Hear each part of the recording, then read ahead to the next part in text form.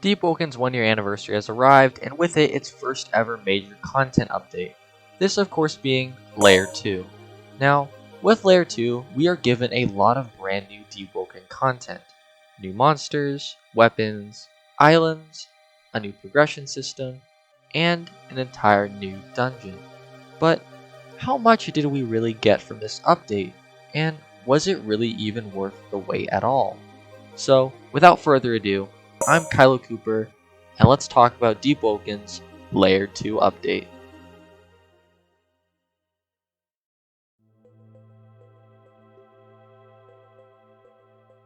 So first, we should probably get into the brand new progression system. Originally, the maximum level for your character was level 60. In order to level up, you need to use up your 5 investment points. After leveling up, you'd be given a deck of cards that you could pick from. The progression itself was pretty slow even if you had cards such as Mark of the Lone Warrior and Adept, which would make your progression slightly faster but still a slow and enduring process. Now with this new progression system, the max level is down 20, and you need 15 investment points to level up. They have also made your XP gain significantly higher than what it once was, and instead of picking from one deck of cards, you actually get to pick from 4 decks of cards, which will all benefit your character. The most notable addition to the card system is the addition of trait cards.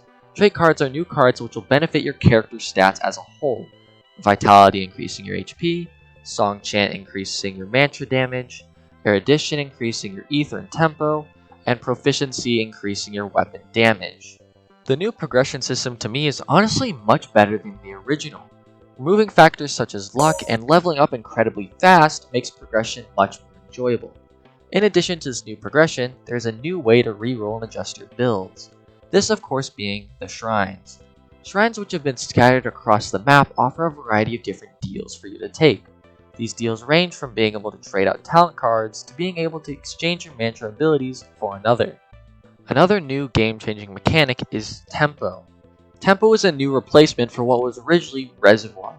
Reservoir was basically how fast your ether would regen and would constantly run out and was pretty annoying. This ability has been swapped out with Tempo. Tempo is an ability which is activated every time you enter combat. Similarly to Reservoir, it does affect how much your ether recharges.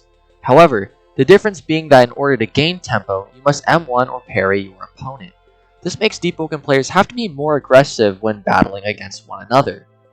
Tempo also gives players a brand new ability called Venting. When a player has a high amount of tempo, they can click G to knock away their opponent, possibly escaping a combo. While talking about tempo, it would be good to point out another mechanic change, which is Flourishing. Flourishing was an ability where the player would grab the opponent and kick them away. This has now just been changed to a simple kick after every 4 hits. Layer 2 has also introduced a new move being a special uppercut which will knock opponents up into the air. This move can be used to throw your opponent off guard by sliding towards them and sending them up into the air. Now with the mechanics out of the way, let's get into the brand new content that we got from this update.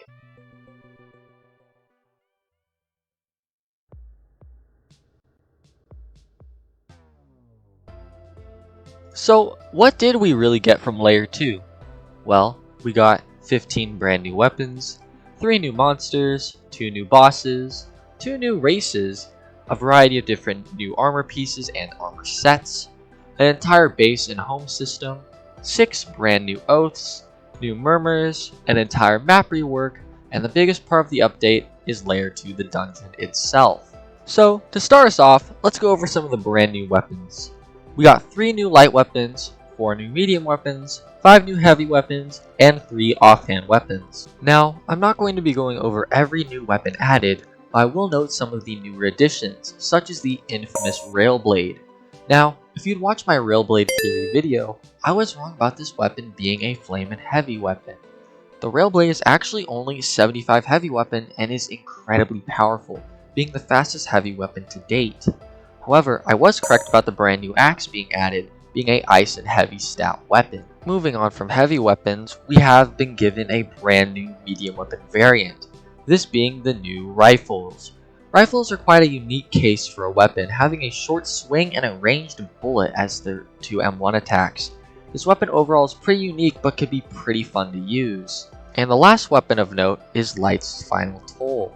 a massive lantern that surprisingly scales off of willpower alone for its fighting stat. These new weapons are pretty interesting in their own way, with the Light's Toll probably being my personal favorite of the bunch. Now we should move on to another big part of this update, which is the oaths. Before this update, oaths were not truly as used as they are now, with there only being 2 in the game. Blind Seer being a pretty standard oath, and Vision Shaper being an incredibly annoying oath to obtain. However, with this update, we have been given 6 brand new oaths. These being Star Kindred, Link Strider, Jet Striker, Arc Warder, Dawnwalker, and as of late, Contractor. Each oath has a complete set of abilities, movements, and playstyle. The oath quests range from incredibly easy to just downright stupid. However, the addition of new oaths gives players more to experiment with, and I must say, a lot of these new oath abilities are super cool. My personal favorite being Star Kindred, being given a pair of wings that lets you take advantage of the new talent Aerial Assault. In this new update, Deepwoken has been separated into 2 areas, the Etrian Luminant and the Eastern Luminant. The Etrian Luminant being home to Etris, Aricia, Ministria, and Isle of Vigils, while the Eastern Luminant has Songseeker, Summer Isle, Hive, and the brand new island Miner's Landing. Miner's Landing being a brand new island is by far one of the best looking ones yet. I am sad that we only got 1 brand new island this update, however it does make sense as most of the already existing islands have been given a brand new rework. An important part of this new island update is the inclusion of Void Zones. Void Zones are special zones that are around certain islands where if you die there, you will immediately be sent to the depths. Moving to a very interesting and unique feature added into Deepwoken is guild bases. Guild bases can be summoned by either a guild officer or a guild leader. You can place your base against the walls and will open up a small bunker.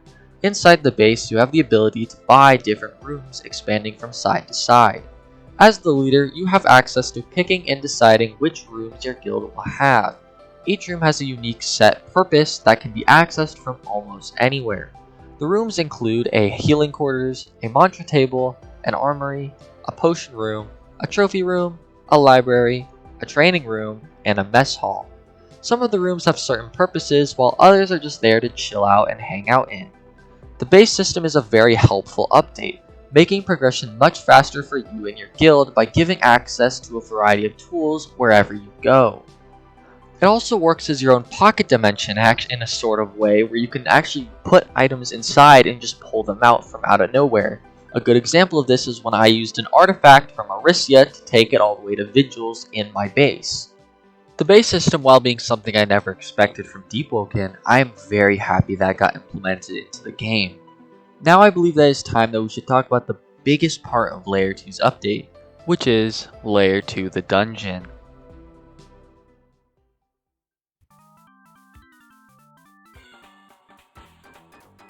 Now I believe that it's time we talk about the biggest part of this update, which is Layer 2 itself.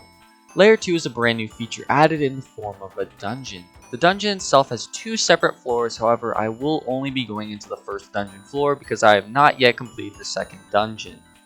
With Layer 2, we are given a brand new world to explore and discover. An interesting mechanic in these dungeons is the light hook. When in Layer 2, you are given a light hook. This light hook will get you out of danger and will save your character from wiping upon death. However, the downside to the light hook is its time limit. When you are brought into Layer 2, you are given a 20-minute timer on your light hook. Once this timer runs out, your light hook will disappear and you are at the risk of wiping. The first floor dungeon takes place in a massive snowy cavern, with the risk of windstorms and parasites. Traversing the area, you can unlock talents such as the Union Hook, which allow players to travel using a massive cable. But aside from that, I'll just do a quick rundown of what the dungeon itself is. In the dungeon, you start off by having to find the key to open a gate, and then you have to make your way towards the generator. After activating the generator, you make your way to an underground cave system, avoiding all the monsters, and find the spear. Once you find the spear, you will return it to its owner, and then you will make your way towards the towers. After crossing the towers, you will face off against the boss. The boss itself is pretty well made, I would say. Sure, on its own it's on the easier side if you're skilled and know how to fight against its attacks, but the process of dodging his attacks and breaking the jars of blood, stunning him, giving you a chance to attack, really makes him feel like a true and proper boss fight. I think my problems with Layer 2 lie with its time limit. Most people don't want to wipe their Deepwoken character, so they end up just rushing through Layer 2 as fast as possible. I feel that this takes away from the fun and exploration side of Deepwoken. The idea of exploring a massive underground snowy cavern just sounds so amazing. The monsters themselves are sadly only exclusive to Layer 2, but they look super fun to fight against. But while doing Layer 2, you basically end up running past most of them just to race to the boss fight. I would much rather allow players to explore and traverse without having the constant fear of running out of time. Let players interact with the NPCs and learn the new lore and discover brand new secrets. Make Layer 2 an exploration stage instead of a full dungeon with a time limit, with the first and second floor being combined into just one massive cavern. That would be the direction I would take when making Layer 2. Even though it's not the exploration I hoped for, I still do enjoy trying to find out different paths and sneaky speedrunning tactics to get through the dungeon as fast as I can. I also believe that the mini boss fight on the bridge where you have to face off against the Bone Keeper is a pretty neat addition. This forces the player into a battle with the Bone Keeper and a chance to learn its moveset. The only problem is after this encounter you basically can run past everything with relative ease.